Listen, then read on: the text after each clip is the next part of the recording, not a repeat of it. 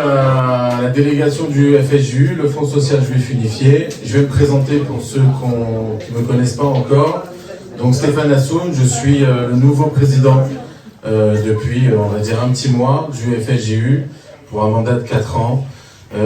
Bienvenue à tous. Je vais vous parler un petit peu de la délégation et après je vais laisser Lise nous parler de notre artiste. L'objet de la soirée. Exactement, surtout de l'exposition de notre ami Georges Martin, que vous connaissez tous.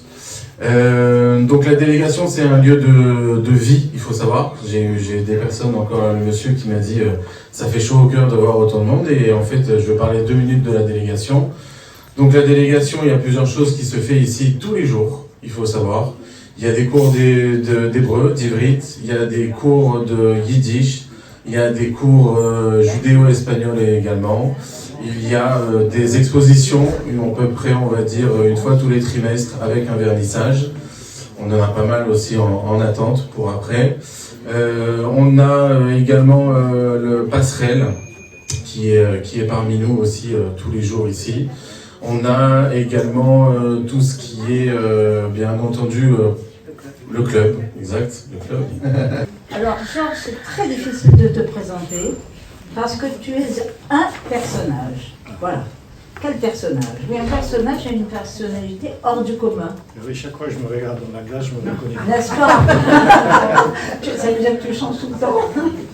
Bon, et je dois avouer que tu es très attachant, vraiment. Et ceux qui te connaissent le savent, et les autres vont découvrir bientôt quelques aspects du personnage grâce à Monique, et puis à ton discours aussi, je pense.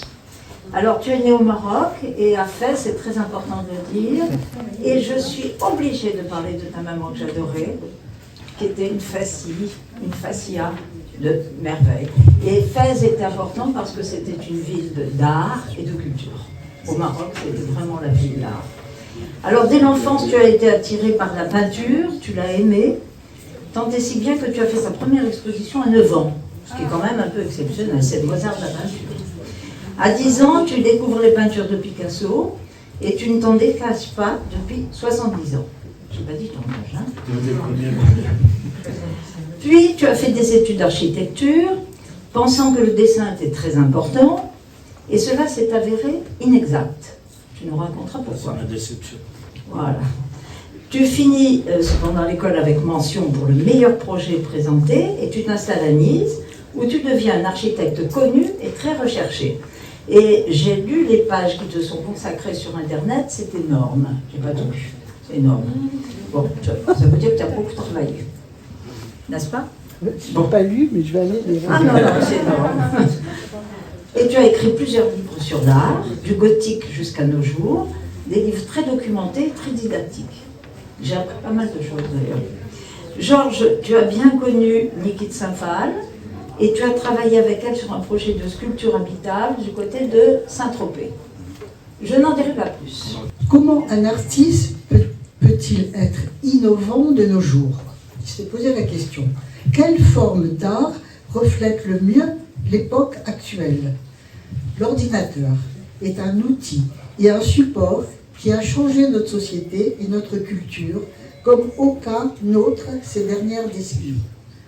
Tout a commencé en Floride en 1987 sur une plage avec Laurence Gardel.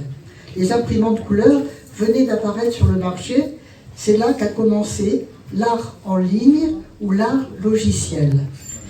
Ces détracteurs ont propagé l'idée qu'il s'agissait d'un art froid et technoïde, puisque produit par une machine. À la fin des années 1990, cet art n'était encore pas compris. Peu de personnes avaient conscience de cette évolution de l'art.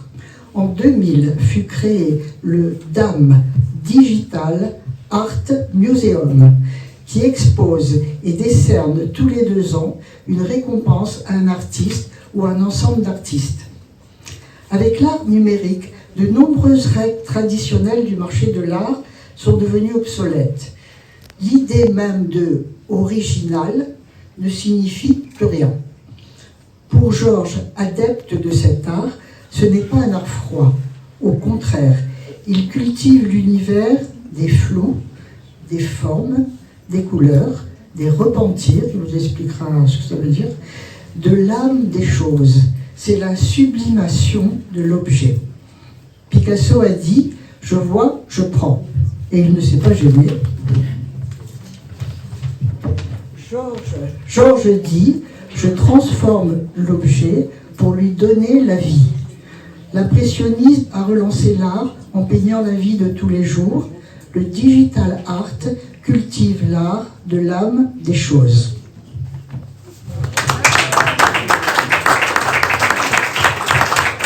Maintenant, vous allez comprendre les tableaux. Ce qu'on peut faire très facilement sur l'ordinateur. Alors le repentir, alors imaginez Michel-Ange qui peint la chapelle Sixtine, et il l'a peint à la fresque mouillée, tu vois. C'est-à-dire que lorsqu'il met son pinceau ou lorsqu'il met une couleur, c'est terminé, elle forme un silicate, elle est irrattrapable. Et on peut dire que le seul artiste au monde qui ait pu faire des repentirs, c'est lui. Il a fait beaucoup de repentirs dans sa chapelle, alors que tous les fresquistes de l'époque ne savaient pas faire de repentirs. Donc vous comprenez qu'avec l'ordinateur, il n'y a pas de repentir, on change tout. Vous voyez, et tout le temps, et le plus rapidement possible. Voilà. C'est là le repentir. Alors rappelez-vous.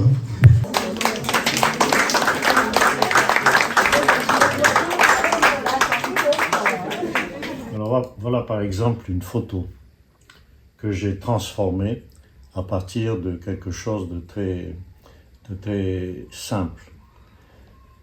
Et il transforme pourquoi ? Parce que je pars de la base de la photo et je la ramène à un autre modèle en essayant de tirer le caractère qu'elle a.